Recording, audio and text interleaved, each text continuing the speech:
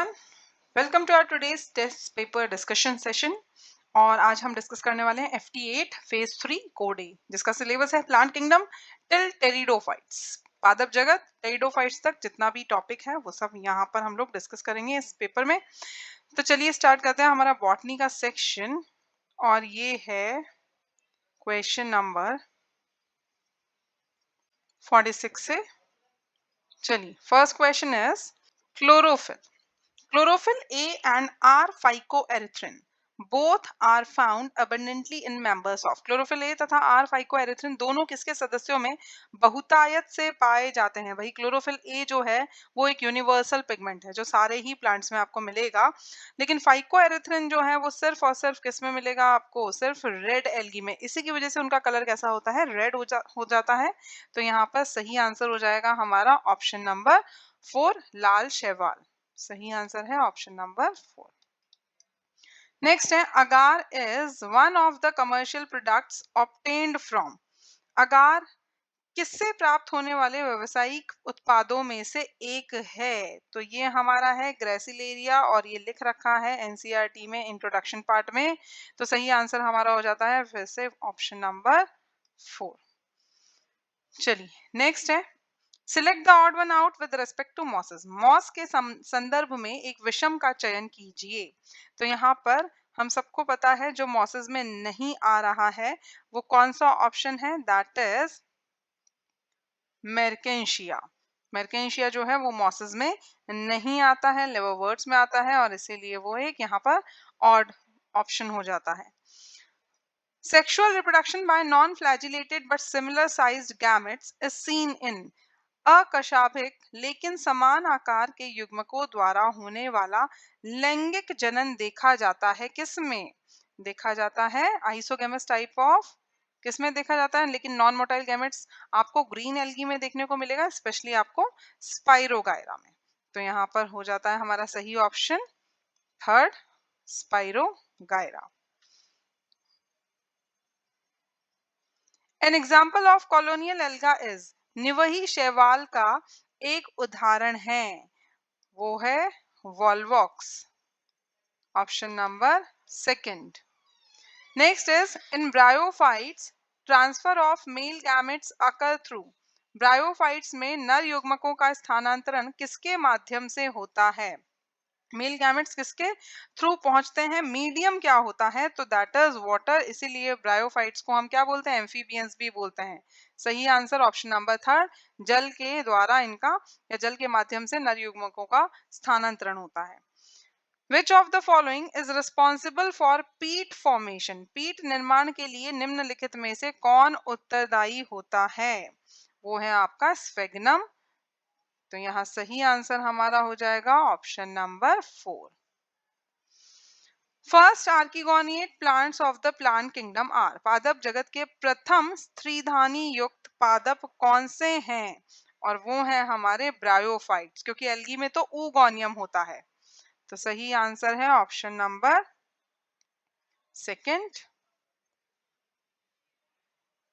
Next है which of the following taxonomy is based on the chemical constituents of the plant to resolve confusions. निम्नलिखित में से कौन सी वर्गीकी भ्रांतियों को हल करने के लिए पादप के रासायनिक घटकों पर आधारित होती है? बहुत ही इजी सा क्वेश्चन है, और उस टेक्सोनॉमी का नाम है कीमो टेक्सोनॉमी, रसायन वर्गीकी. सही आंसर है option number 3. Cell wall of red algae has. लाल शैवाल की कोशिका भित्ति में होता है. क्या होता है भाई? सेल्यूलोज होता है, पैक्टिन होता है, और पॉलीसल्फेट ईस्टर्स भी होते हैं. सेल्यूलोज, पैक्टिन तथा पॉलीसल्फेट एस्टर होते हैं. ये सब आपके सेल वॉल में होते हैं रेड एल्गी की. तो सही आंसर है ऑप्शन नंबर 4. नेक्स्ट लीनियस ने प्रस्तावित की थी. लीनियस ने कौन सा वाला सिस्टम ऑफ क्लासिफिकेशन दिया था? सबसे पहला जो कि क्या है? आर्टिफिशियल सिस्टम ऑफ क्लासिफिकेशन, जो सिर्फ मॉर्फोलॉजिकल कैरेक्टर्स पे बेस्ड था, जहां सिर्फ एक्सटर्नल फीचर्स को कंसीडर किया गया था. तो सेकंड हमारा सही आंसर यहाँ पर हो जाता है. कृत्रिम पद्धति हम इसे बोलेंगे वर्गीकरण की. नेक्स्ट है most of the members of green algae store food as. हरे शैवाल के अधिकांश सदस्य खाद्य को किस रूप में संचित करते हैं? वो है स्टार्च। ये पूरे पूरे प्लांट्स के जैसे होते हैं और इसीलिए ये स्टार्च की फॉर्म में अपना फूड स्टोर करते हैं। Next is leaf like photosynthetic structure in laminaria is called. Laminaria में पाई जाने वाली पत्ती जैसी प्रकाश संश्लेषी संरचना क्या कहलाती है? और उसको हम बोलते हैं क्या? फ्रॉन्ट। प्रपर्ण उसे हम बोलते हैं, जो लीफ के जैसी होती है पर लीफ नहीं होती है और ये लार्ज होती हैं। Large leaf like structure. Female sex organ of bryophytes is. Bryophyte का मादा लैंगिक अंग है। Female sex organ of bryophyte पूछा है तो ब्रायोफाइट से ही हमारे आर्किगोनियम स्टार्ट हो जाते हैं, तो सही हमारा आंसर हो जाएगा ऑप्शन नंबर सेकंड, स्त्रीधानी कहलाता है।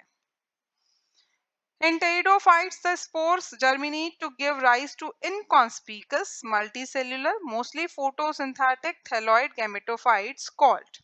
टेरिडोफाइट में बीजाणु अंकुरित होकर जिन अस्पष्ट बहुकोशिकीय अधिकांशतः प्रकाश संश्लेषी थैल साब युग्म कोद्विद उत्पन्न करते हैं, वे क्या कहलाते हैं?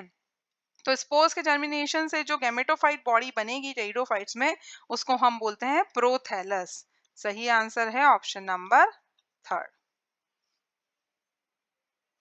All of the following are mosses and have an elaborate mechanism of spore dispersal except।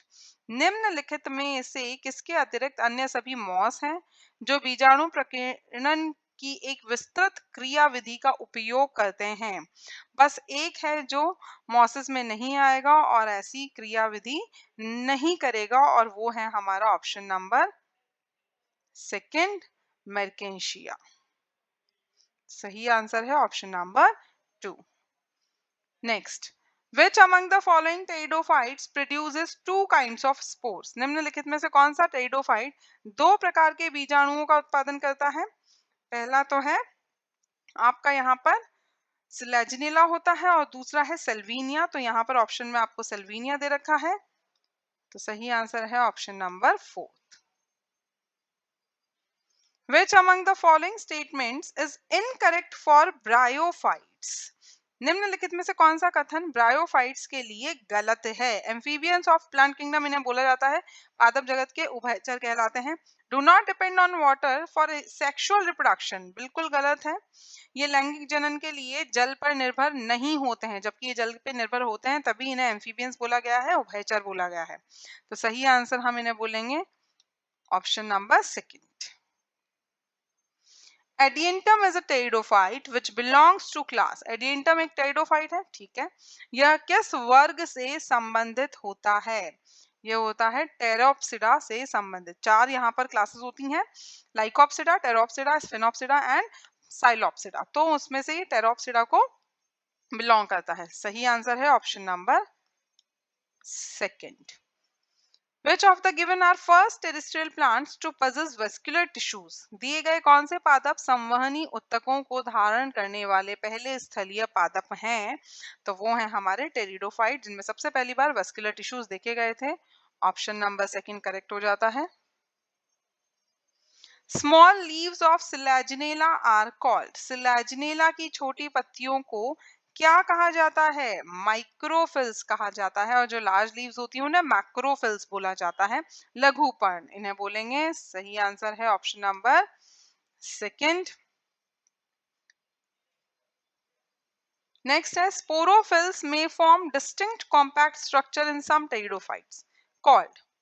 कुछ टेरिडोफाइट्स में बीजाणु पर्ण स्पष्ट सघन संरचना बना सकते हैं, जिन्हें कहा जाता है, और उन्हें क्या कहा जाता है? स्ट्रोबिलिस, और वी कैन से कोन इन्हें बोला जाता है। तो सही आंसर है ऑप्शन नंबर 1। अगर कोन दे रखा होता तो वो भी हमारा सही आंसर होता। विच of the following has separate archegonial and antheridial branches? निम्नलिखित में से किसमें अलग अलग स्त्रीधानीय तथा पुंधानीय शाखाएं होती हैं? कि भाई आर्किगोनियल ब्रांचेस अलग होंगी और आपकी एंथ्रीडियल ब्रांचेस अलग होंगी। तो वो है स्फेग्नम, जो कि एक ब्रायोफाइट है। तो सही आंसर है हमारा ऑप्शन नंबर 1। सो गाइज ये था हमारा short and quick test paper discussion session of FT8। बहुत इजी था, डायरेक्टली एनसीईआरटी बेस्ड था एज यू कैन सी। तो गाइज पढ़ते रहिए, एनसीईआरटी रीड करते रहिए, रेगुलर मॉड्यूल सॉल्व करते रहिए। क्वेश्चंस प्रैक्टिस जो है वो कभी बंद नहीं होनी चाहिए, शुड बी रेगुलर, तभी आपके कॉन्सेप्ट्स क्लियर होंगे। सो गाइज मिलते हैं नेक्स्ट सेशन में, नेक्स्ट पेपर डिस्कशन में। Till then you guys keep learning and stay safe. Thank you.